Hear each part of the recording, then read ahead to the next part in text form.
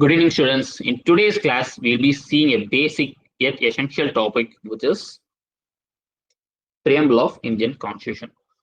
So now, what does this term preamble mean? This term preamble is equated to the term preface. So this term feels familiar to us, right? Yes, of course. We have seen this term in initial pages of every book. So under this title, there will be a page. So under this title, there will be around 2 to 3 passages where it gives a holistic summary of what the book is all about. And the same applies to preamble too.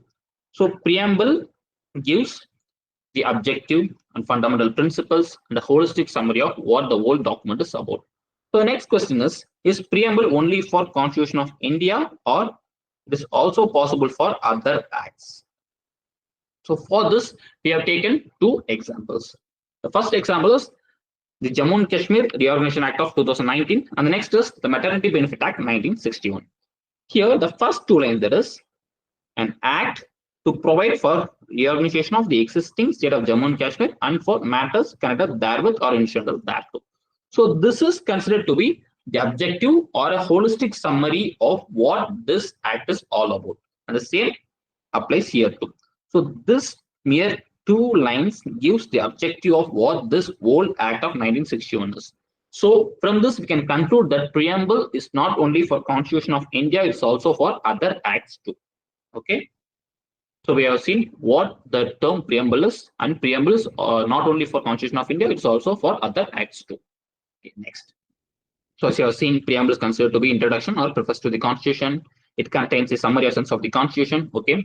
So the same has been said by Palkiwala, where he said that preamble is an identity card of the Constitution. So what does identity card do? Identity card does give a basic information about who the person is. The same work is done by preamble when it comes to a document. Okay. Okay, we have seen what preamble is. Now next is, what is the source of this preamble? The source of this preamble is objective resolution passed by Pandit Jawaharlal Nehru. Students, please note this. This may come in your exam. So, objective resolution was passed in the year 1946 by Pandit Jawaharlal Nehru. So, what did the objective resolution do? This objective resolution contains an fundamental principles, objectives for the draftsman of the Constitution Assembly to draft our Constitution. So, our draftman held this objective resolution as the mother document to draft our whole Constitution. So later, this preamble of our present Constitution got inspired from an objective resolution. Of course, we have used this objective resolution to draft our whole Constitution. So of course, this will be a mother document. So this will give an holistic summary or fundamental principles or objectives of our Constitution. So this preamble of Constitution of India is totally inspired from objective resolution. So the source of preamble of our Constitution of India is objective resolutions of 1946 passed by Pandit Jawaharlal Nehru. Again, an important question from exam point of view. Okay. Next. So here in the screen, you'll be seeing two preamble. Of course, these two preambles are preamble of Indian Constitution, but there are certain differences. First is, here there are only sovereign, democratic, and republic. Whereas here you could see sovereign, socialist, secular, democratic, republic. So here there are 3 words and here there are 5 words. And why is it so? The reason behind this preamble was our first preamble, which was drafted in the year 1949. Sorry, it was not drafted, it was adopted in the year 1949. But whereas this is the preamble post 1976. Why is it post 1976? These 2 words, that is 3 plus 2, 5 words, that is 2 words, that is socialist and secular, were added by 42nd Amendment Act of 1976. That is 42nd Amendment Act of 1976 added these 2 words. Okay, students, we have already seen this act. What is this act was? This act was considered to be the mini constitution. Why it was considered to be the mini constitution? Because this particular amendment act brought any number of amendments to our Indian Constitution, which which was considered to be a mini constitution because of the bulkiness and the amount of amendments brought by this particular act. So this may come in your exam. So again, from exam point of view, which amendment act is considered to be the mini constitution? It is 42nd Amendment Act, 42nd Amendment Act of 1976. Okay. Okay. Next. Okay. So how does our preamble go? Our preamble goes like this: we, the people of India, having solemnly resolved to constitute India into a sovereign, socialist, secular, democratic republic. So we have seen this: sovereign, socialist, secular, democratic republic. So these 5 terms are considered to be the nature of Indian state. So whenever this question comes in the exam, you should be writing in the same order. Sorry, you should be shading in the same order. That is sovereign, socialist, secular, democratic republic. Okay. Okay, now they have given justice, liberty, equality, fraternity. These 4 are considered to be the objectives of in Constitution of India. So, nature of Indian state, objectives of Constitution of India is justice, liberty, equality, and fraternity. Okay. Okay, sir. They have said that the source of authority of Constitution of India is people of India. So we have our preamble in front of us. We could not see the authority being suited to the people of India. Where is it given? The answer is here. The people of India having solemnly resolved. So the answer is here. That is people of India. And again here, in your Constitutional Assembly, this 26th day of November 1949, to hereby adapt and enact and give to ourselves this Constitution. So what does this ourselves denote to? This ourselves denote to the people of India. So the source of authority of Indian Constitution is people of India. So from the exam point of view, this whole slide is important. The source of authority of Constitution in India is people of India. So what is the nature of Indian state? It is sovereign, socialist, secular, democratic, republic. Okay. So what are the objectives of Constitution of India? It is justice, liberty, equality, and fraternity. Okay. Last is the date of adoption. This is very well given here. That is 26th day of 1949. Okay. This is clear, students. Again, please take note of this slide. This slide is very, very important from exam point of view. Okay, next. So now we have seen and have gotten a fair idea of what preamble is and what preamble does. So now we'll delve deeper and we will see each and every word of preamble. So we have got 9 words. That is sovereign, socialist, secular, democratic, republic, which is nature of Indian state. So there are 5 words. Next, we have got the objectives of Indian Constitution. That is justice, liberty, equality, fraternity. So that is 5 plus 4, 9 words. So 9 important words under preamble of Indian Constitution. So in this class, we'll be diving deep into the 9 words of this preamble. Okay, starting with sovereign. Okay, students, what does this term sovereign mean? In common parlance, sovereign equates to supreme. So when we take a political note on this, so it is supreme authority. So it is sovereign is supreme authority. So it is given that no authority above it. So which equates to supreme authority. So sovereign is just supreme authority. So here the thing is, there are 3 things. There is dependency, dominion, and sovereign. So what does these 3 terms mean? So for better understanding, we will take a state like India. So if India is fully dependent on British for any of their affairs, including domestic and foreign affairs, it is fully dependent. There is no scope for self-governance. If there is no scope for self-governance, then it is called dependency. Okay, next, what is dominion? There is a scope for self-governance.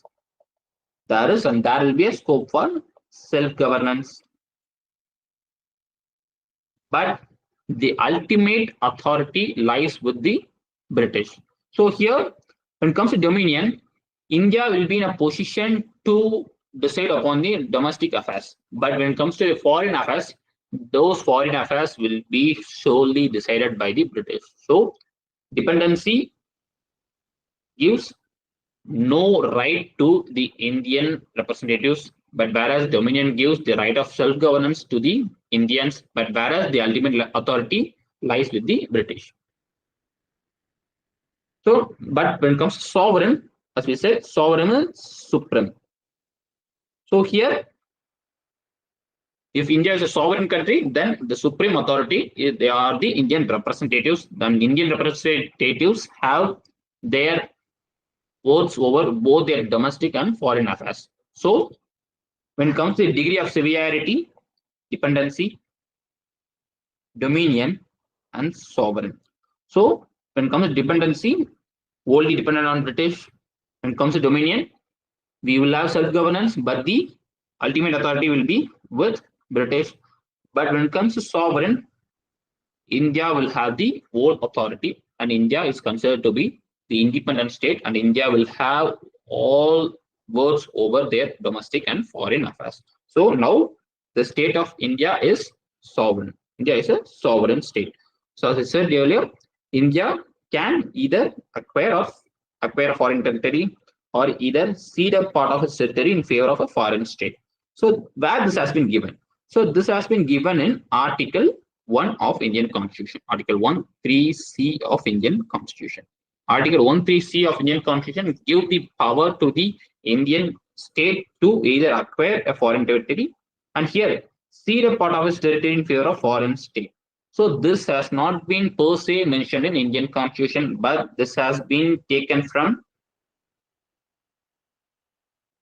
the case of Berubari Union. Case of Inri Berubari Union.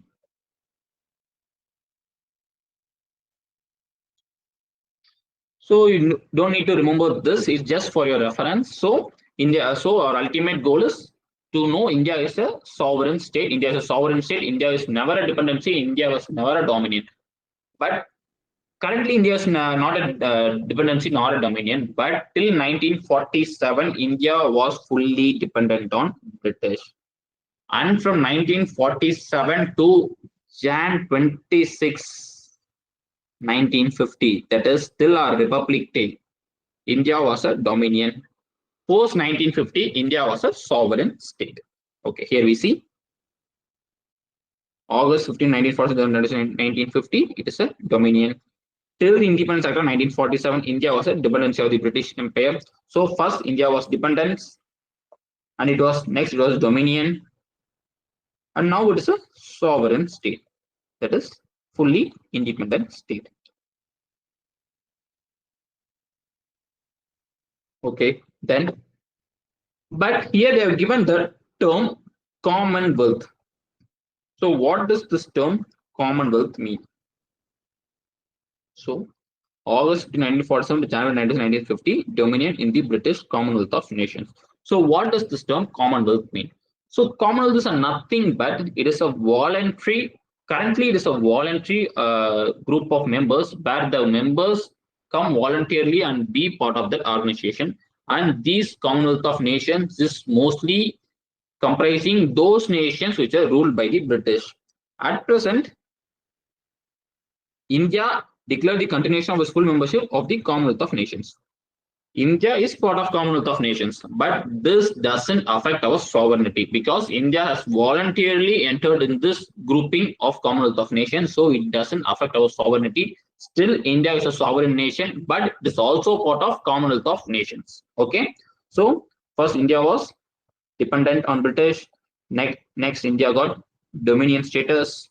Next, India became sovereign, that is independent, supreme authority.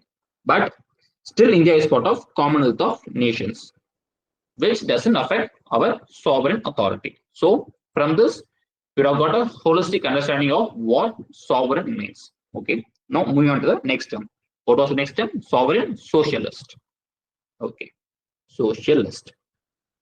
So as we saw earlier, this particular term was added by 42nd Amendment Act of 1976. So this we have seen. Okay. What does this term socialism mean? So socialism in general or common parlance is considered to be a political or political and economic ideology. Consider political and economic ideology through which a particular state has all control over the means of production and distribution. So there, so that the particular state will have their overall control in their means of production and distribution. So the whole authority will be under the regulation of the state. So if the particular state has all these, then it is considered to be a socialist nation. Okay, sir. So, but now is India a socialist nation? Of course, India is a socialist nation, but we can see that we have private properties and private MNCs holding various eminent positions in our country's economy or GDP.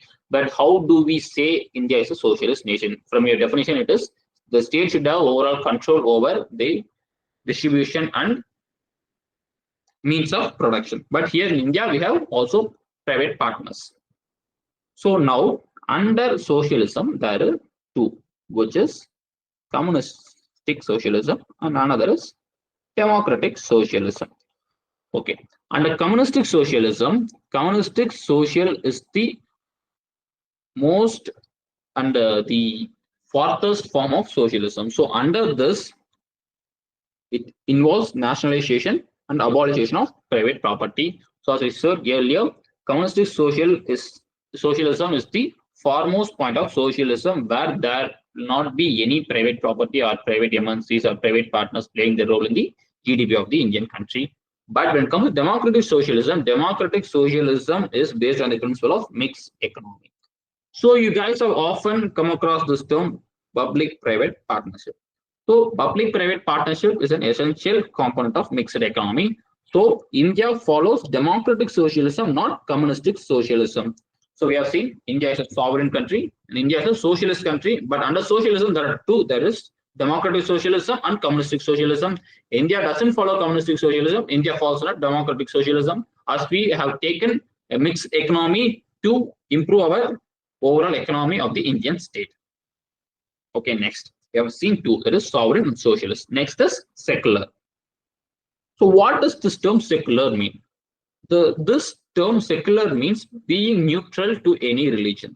But does India being neutral to any religion? Does India doesn't promote any religion? Does Indian state doesn't support any religion?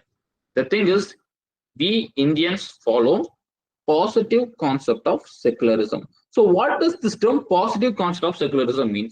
So here, according to Indian state, all religions have the same status and support from the state. So here, our Indian state doesn't say that all our people should follow any particular religion.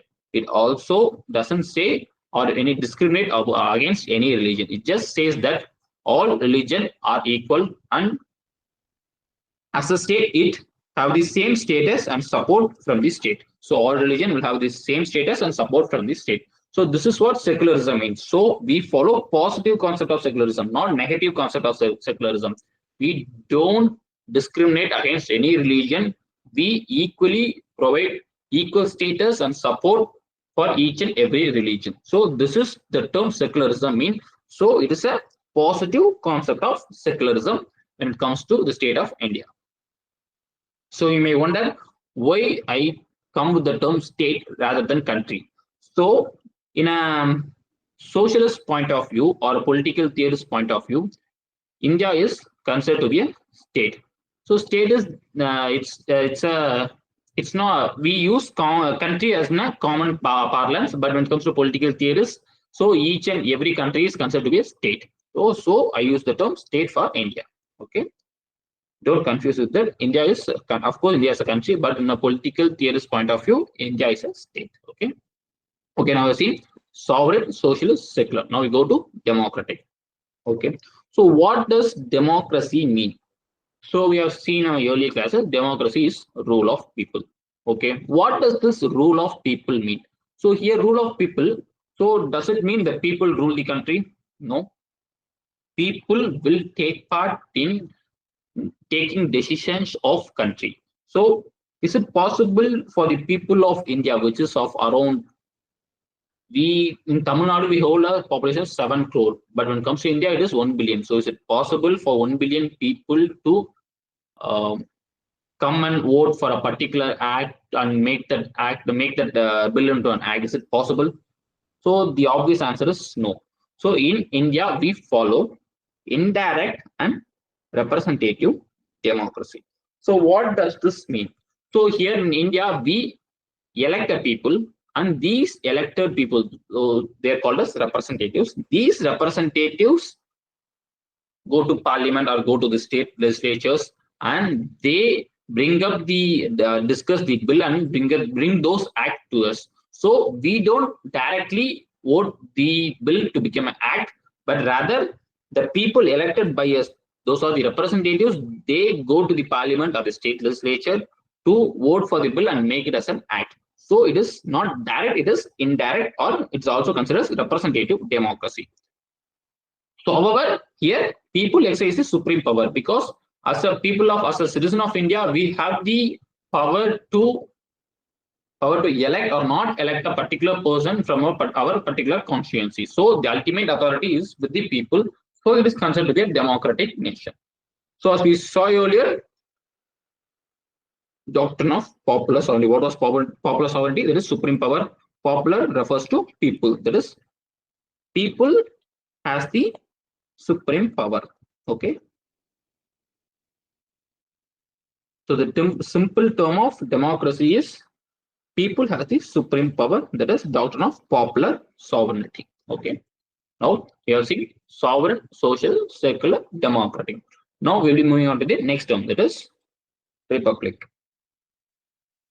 So sorry, before moving on to the term republic, we have three types of democracy, which is, sorry, not three types of democracy. The democracy in the democratic country means this democracy consists of various other sub-terms, that is political democracy, social democracy, and economic democracy. So what does this term political democracy mean? This term political democracy refers to people having the power to elect their representatives through free and fair election. So we have said that democracy is a what you have seen, democracy is doctrine of popular sovereignty where people have the supreme power. So here under political democracy, people have the supreme power to elect their representatives under free and fair elections. Now under social democracy, people have the right to have liberty, dignity, and equality. So social democracy gives way of life which recognizes liberty, equality, and fraternity. Now last is economic democracy. So under economic democracy, so the existence of equal opportunities for all in the field of earning a livelihood. So here, to come up as a democratic nation, we require all these types of democracy to become a supreme democratic nation.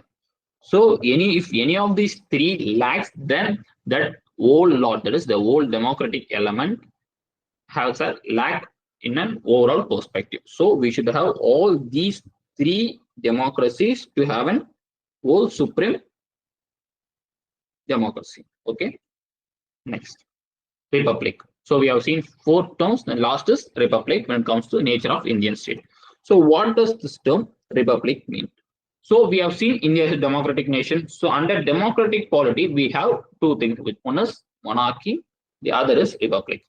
So when it comes to, as we saw in democracy, people will elect their representatives. So when it comes to monarchy, that representative will be a king, and that particular position will be hereditary. So what does the term hereditary mean? King dies, then king's son, that is prince. Then if he dies, his son. So this is monarchy. But when it comes to republic, the head of the state is always elected directly or indirectly for a fixed period. So as I said earlier, here they have mentioned the term state. State is just head of the country. This head of the state is State is a term similar to country, but from a political theorist point of view. So here India is considered to be state in from a political theorist point of view. So who is the head of the state here? Head of the state is President of India. Okay. Then who is Prime Minister? So Prime Minister is the Prime Minister supreme power according to many. So sorry, we have two powers. One is de facto and de jure. So students, your homework is you will find who has the de facto power, who has the de jure power between Prime Minister and President. Okay. First, you will get to know what is de facto and de jure, and you will finalize who has these powers, who has de facto, who has de jure between Prime Minister and President. So now, head of the state is President, and Prime Minister is considered to be the head of the government. Okay. So again, it is important from exam point of view. So head of the state is President, and head of the government is Prime Minister. So when head of the state is President, it is a republic. So if the head of the state is a king, then it is a monarchy. So India have head of the state as president. So India is a republican country. So from this, you got a holistic understanding of what the nature of Indian state is. That is sovereign, socialist, secular, democratic republic. Now we will move on to the next objectives of Indian Constitution. That is justice, liberty, equality, fraternity. Okay. So first objective, that is justice. So here the term justice in preamble embraces three distinct forms. So as we saw earlier, under democracy we saw social democracy, political democracy, and economic democracy. So these three terms comprises the supreme democracy. And here in justice, again social justice, economic justice, and political justice comprises the whole term justice.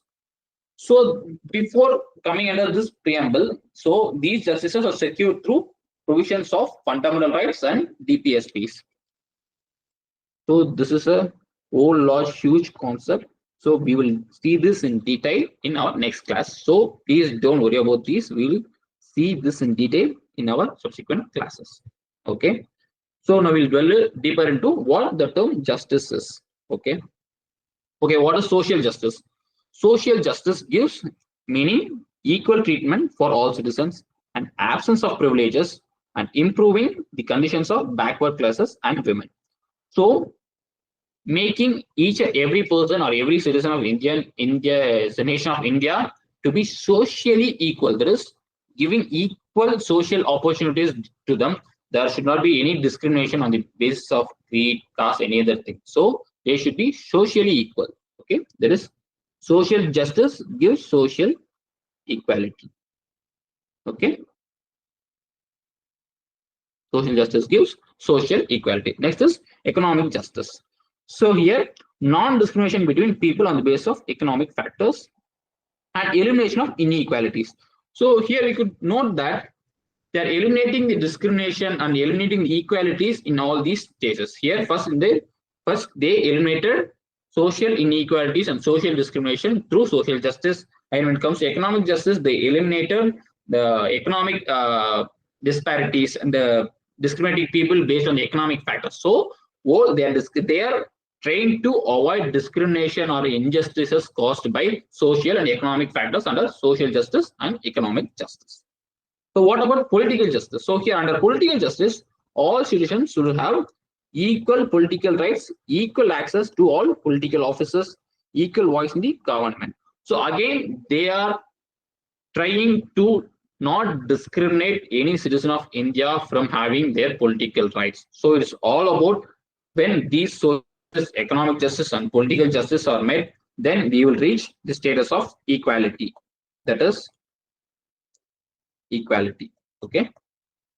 So when political justice is met, we will attain political equality. Again, when social justice is met, we will attain social equality. And again, when economic justice is met, we will attain economic equality. Okay. So when these three justices are met, we will attain equality. So, and again, there's a particular term under objective of Indian Constitution, that is equality. We have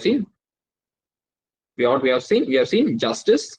Next is liberty, and the last is justice, liberty, equality, and the last is fraternity. So this, when justices are held, then it ultimately leads to equality. Okay, now before going on to equality, we will see what is liberty. So here, liberty doesn't mean giving all the liberty to the people. It is about absence of restraint. Here, they don't say that all people have all liberty. They given negative connotation rather than given positive connotation. The Constitution of India is given a negative connotation, which means absence of restraints. There won't be any restraints for the development of the individual. That is, opportunities for development of the individuals. The government won't place any restraints on the individual on their development. So when there are no restraints, that particular individual can develop themselves and they're in a good position to lead a happy and dignified life, which will ultimately reaches the objectives of Indian Constitution. So it is in a negative connotation, not in a positive connotation. Again, these liberties are provided through the fundamental rights. Again, we will discuss the fundamental rights in the subsequent classes in detail. Okay. Liberty has to be enjoyed within the limitations mentioned in the Constitution of India. Again, I said they don't give liberty, just they give absence of restraint. They don't give. These are two different things, which is giving liberty and making a person absent from restraints. So here too, they have said that has to be enjoyed within the limitations mentioned in the Constitution. For example, if the state of India gives liberty to one person, then the particular person with the liberty being given, he may abuse the liberty over others. So he may be happy or he may do anything if the liberty is promoted. So that particular liberty may affect the other citizens. So the Indian government doesn't promote liberty. Indian government just ensure that there is no restraint on any particular individual's development. Okay. Again, liberty conceived in the preamble of fundamental rights is not absolute but qualified, as I said earlier. So if we give absolute liberty, then that particular person who is having the absolute liberty will of course abuse the liberty power given to him over the others. So the other citizens may get affected by one person's absolute liberty. Okay. So again, the term liberty, equality, fraternity in a preamble was borrowed from the French Revolution. You saw earlier, the old preamble was itself inspired from Objective Resolution of Jawaharlal Nehru. Here, particularly the term liberty, equality, fraternity was taken from French Revolution. You should be well aware of what French Revolution, Russian Revolution is about. Russian Revolution happened in 1917, whereas French Revolution happened in 1789. Okay. So these three terms, liberty, equality, fraternity, are one of the campaigning done during the French Revolution. Okay. Okay. Now moving on to, we have seen liberty, justice, liberty. Now the third term, equality. So what does the term equality means? So as we saw earlier, when social, political, economic justice are made, it ultimately leads to social, economic, and political equality. Okay, now we'll see what equality per se defines. So again, they say absence of special privileges and adequate opportunities for all individuals. The preamble secures to all citizens of India equality of status and opportunity. Here we have to note that the preamble secures to all the citizens of India equality of status and opportunity. It is very important from exam point of view. That is status and opportunity. And here we should see it is absence of special privileges, not promoting privileges. It is absence of special privileges. They are not promoting equality. Just they are not giving special privileges to the other person so that the other person won't get discriminated. So if there are two persons A and B, if the government gives special privileges to A, then this B will be in a position lower than A. So here they are not promoting equality between these two. Just they are avoid giving special privileges to one person so that the other person doesn't feel low when compared to the other person. So here also it is in a negative connotation, not in a positive connotation. Okay. Again, as we saw earlier, equality provision embraces three dimensions of equality. It is civic equality, political equality, and economic equality. So this civic equality can also be equated to social equality. So social, economical, political. Just social justice, economic justice, political justice. So the ultimate goal is social equality, economic equality, and political equality. Okay. Now the last term, which is fraternity. So what does this term fraternity mean? So in common parlance, the term fraternity means a sense of brotherhood or a sense of friendship, or a sense of friendship between two or more people. Okay. Here, what does this term fraternity has to do with our Indian constitution? So India being a diverse nation, it is a great responsibility on the shoulders of the draftsmen to hold India united. So they came up with this term fraternity. So this term was also borrowed from French Revolution. Liberty, equality, and fraternity was borrowed from French Revolution, and justice was not borrowed from French Revolution. So only the term liberty, equality, fraternity was borrowed from French Revolution. So to make ourselves united and to spread a sense of brotherhood between the citizens of India, we came up with the term fraternity, and by single citizenship. So there are other countries where they have dual citizenship. They have a citizenship for state and they have a citizenship for the overall country. But when it comes to India, there is no dual citizenship. It is only citizenship. It's a single citizenship. There is a citizenship of the nation. Okay. So by this single citizenship, our draftsman has tried to promote sense of brotherhood among Indians who belong to diverse and different cultures, starting from Kanyakumari and ending in Mata Vaishno Devi Temple of Jammu and Kashmir. Okay. Okay. Next. So it has also been held in Article 51A. It is duty of every citizen of India to promote harmony and spirit of common brotherhood. So by these two, single citizenship, which comes under Article from Article 5 and Article 51A. By these two, the draftsman has tried to promote the sense of brotherhood among Indians. So now we are seeing sovereign, socialist, secular, democratic, republic, and liberty, justice, equality, and fraternity. So by the end of this class, we have seen 9 terms. Now there are certain disputable area when it comes to preamble, whether the preamble is amendable. So whether there can be is preamble part of the constitution, whether preamble is amendable. These are the 2 main debatable topics, and there are certain other debatable topics. But from exam point of view, we will be seeing these 2 in the next subsequent slides. Okay. Okay. Preamble is part of the constitution. So the question is preamble part of the constitution? So there are various Supreme Court decisions which starting from Birbar Union in 1960 and ending with 1995. So there are change of stance by the Supreme Court. In Birbar Union, they held that preamble is not a part of constitution. So preamble is separate and constitution is separate. It is from the exam point of view, it is not important. Just remember there was a case called Birbar Union, and it's held that preamble is not a part of constitution. And later, in case of Ananda Bharati, it was held that the constitution should be read and interpreted in light of the preamble, and preamble is a part of the constitution. So in 1960, they held that preamble is not a part of the constitution, preamble is separate and constitution is separate. But in 1973, they said that preamble is a part of the constitution. But whereas in 1995, LIC of India, in this case, they have held that LIC of India versus Consumer Education Research Center Supreme Court has held that preamble is an integral part of the constitution. First they said that preamble is not a part of constitution in 1960. Then 1973, preamble is part of the constitution.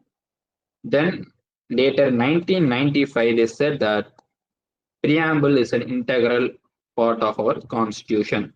So from exam point of view, you have to remember that preamble is an integral part of our constitution. Don't need to remember all these cases. If you are able to remember, it's well and good. But if you are not able to remember, don't take stress. Just remember the concept that is preamble is still part of the constitution. Okay. Okay, now they have said that preamble is a part of the constitution. Now, the preamble is neither a source of power to the legislature nor a prohibition upon the powers of the legislature. It is non-justiciable. The provisions are not enforceable in courts of law.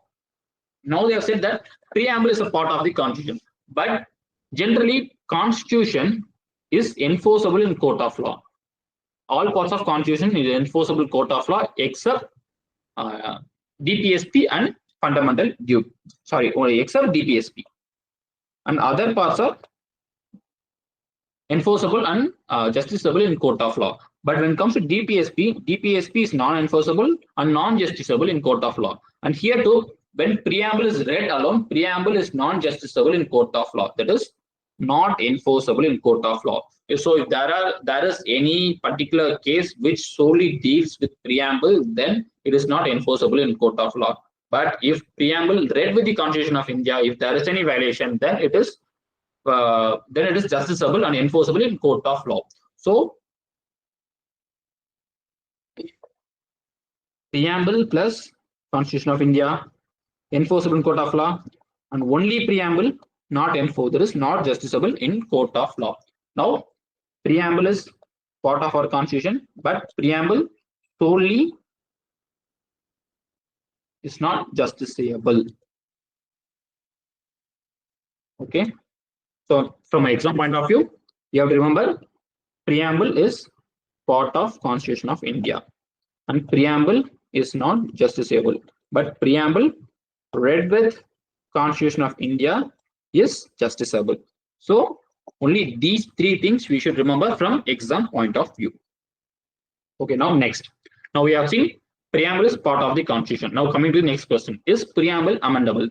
As we have said earlier, there was an amendment in 1970s, that is 42nd Amendment Act of 1976, where there is an amendment has been made. So from that particular fact, you will be in a position to understand that preamble has been amended. So preamble is amendable. Okay, so this is how you read for a competitive exam. For example, you can't read everything under the sun. So you should connect the dots. So we knew that there was an amendment called 42nd on 1976. Then they amended the Constitution. Where they amended the Constitution, they also amended the preamble. So we knew this fact. So if there is any question which says that is the Constitution of is the preamble amendable? Of course, you should connect the dots and you should say yes, preamble is amendable. The reason is preamble has been amended in 1976 by 42nd Amendment. Okay, this is how you read for a competitive exam. Okay, you should be able to connect all the dots so that you'll get a holistic approach of what that whole subject is all about. Okay, so now coming to the amendability of the preamble, you have said that preamble is amendable. So when it was said that preamble is amendable, the case of case on the bar is case in 1973, it was held that preamble is part of the Constitution and preamble can be amended. The condition is no amendment is done to the basic features. So what does this term basic features mean, sir? So there are particular terms which is considered to be basic features of the Constitution. So this particular concept is very important and we'll see this in the next class. So there are certain features which is considered to be the basic features of the Constitution. If there are any amendments which violates the basic feature of the Constitution, then particular amendment cannot be brought by the Parliament. So the only thing is that preamble can be amended, but that particular amendment should not violate the basic features of the Constitution. So as I said earlier, preamble has been amended only once, which was in 1976 by the 42nd Amendment. Then they have added socialist and secular and also integrity, the term preamble. Okay, so where was the term integrity?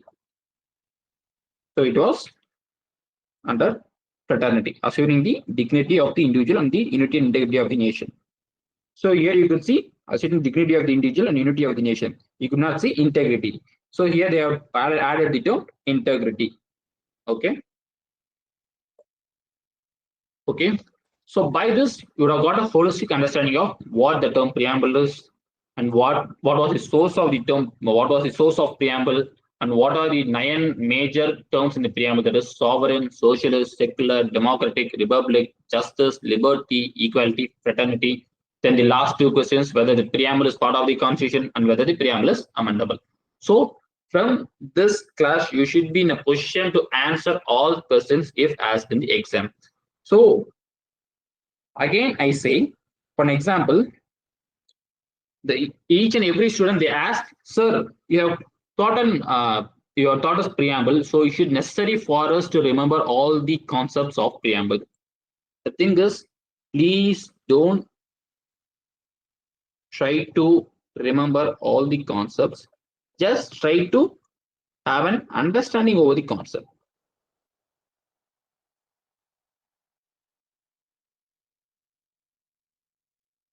Just try to have an no remembrance. Just try to have an understanding over the concept. Yeah, there are only few things you have to remember. That is preamble. What are the objectives of preamble? What we'll remember? We'll remember what are the objectives of preamble, nature of Indian state, and preamble is amendable, and preamble is part of the constitution.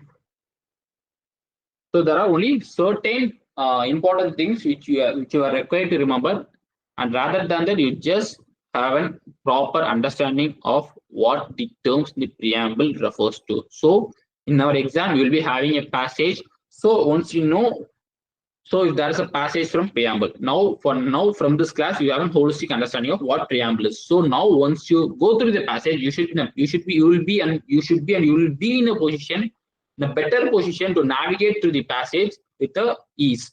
So for an example, if you have not attended this class, then the particular passage will be totally new to you. So it will take around 9 to 10 minutes to arrive and read the passage, comprehend the passage, and arrive at the answers. But if you already know what preamble and what are the terms of preamble is all about, then merely it will take around 4 to 5 minutes for you to navigate through the passage and get through the answers. So we are saving around 4 to 5 minutes from the passage by reading the concepts in prayer. So 5 minutes per passage into six passages, we get that 30 minutes. So here, this 30 minutes plays a vital role when it comes to competitive exam. So with this 30 minutes, you can maximize your score in this sections up to 30 to 35 marks. So 35 marks is huge in out of 120 marks. So this is the reason why we ask you to have clear knowledge of law. So we know what the preamble is, what preamble is all about, what the terms of preamble. So now whatever the passage comes with regard to preamble, we will be in a better position to answer it, and we will get 6 out of 6 the particular passage. Okay, students. With this, I conclude today's class. See you in next class.